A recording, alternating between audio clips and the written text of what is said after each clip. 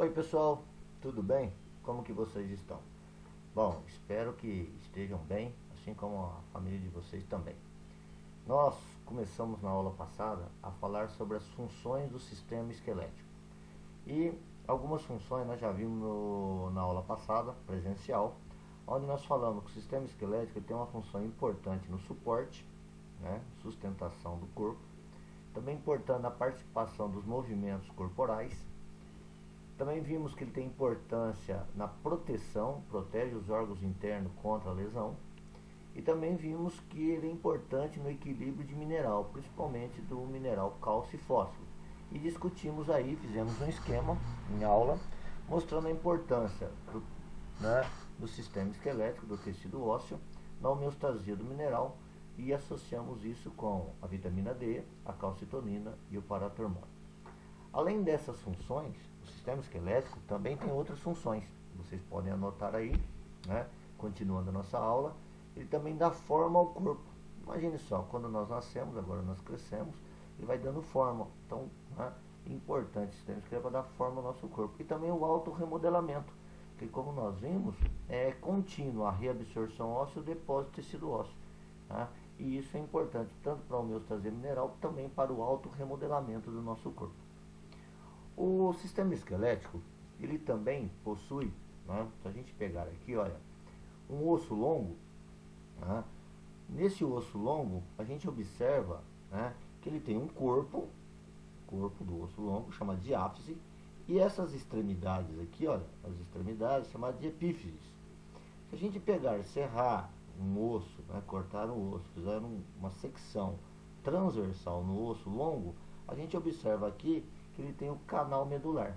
E dentro do canal medular, nós temos aqui, né, no canal medular, nós temos a medula óssea. Mas a medula óssea, ela não fica só dentro do canal medular. Nas extremidades ósseas, nas epífises, estão observando aqui que nós temos aqui o osso esponjoso. Né? Nesse osso esponjoso, nós temos vários poros. E no interior desses poros, nas epífises, nas extremidades ósseas, nós temos também medula óssea. Só que nós temos aqui, a gente observa medula óssea amarela e medula óssea vermelha. A medula óssea, quando nós nascemos, no canal medular, que fica no corpo do osso longo, né, esse canal medular aqui, também chamado cavidade medular, nós temos medula óssea vermelha, assim como nas epífises.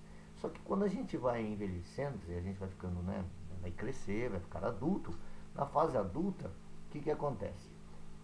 A medula óssea vermelha do canal medular ou da cavidade medular, ele vai depositando aqui células do tecido adiposo. Então isso se transforma em medula óssea amarela. Mas nas epífises não. Né? Nas epífises continua a medula óssea vermelha. Então a gente observa que o tecido ósseo, né, no canal medular ou na cavidade medular dos ossos longos, ele armazena triglicerídeos. Então a medula óssea, ela fica amarela. Por que ela fica amarela? Porque ela fica com mais tecido adiposo, adipócitos, e poucas células sanguíneas. Então ali é um importante local onde nós temos armazenamento de triglicéridos ou triglicerídeos. Tudo bem?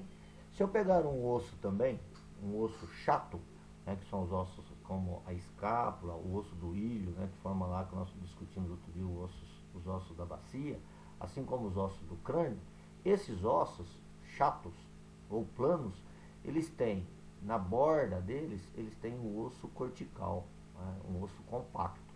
Olha, vocês podem observar aqui, um osso compacto. Mas no interior deles, olha só, nós temos também o que?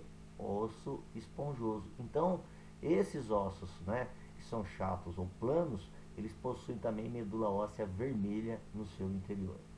E então, a medula óssea vermelha, ela é importante na produção das células sanguíneas. Opa, então é mais uma função do tecido ósseo, né? Quer dizer, mais uma importância do sistema esquelético. Então, a produção de células sanguíneas. Né?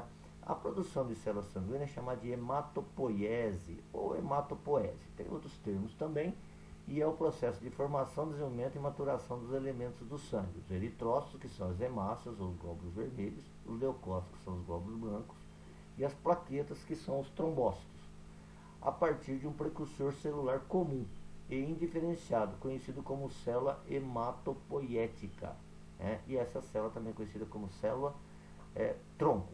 Hemato ou hemo significa sangue, poese, produzir. Então, o tecido esquelético, né, os ossos também aí, tem uma função importante, pensando na medula óssea vermelha, na produção de células sanguíneas. Então, olha aqui, ó. Então, eu tenho uma célula tronco, uma célula multipotente. Essa célula, ela pode se diferenciar em progenitor mieloide e progenitor linfóide. O mieloide, se recebe a ação de uma enzima chamada eritropoetina, ela se transforma em hemácias. Tá?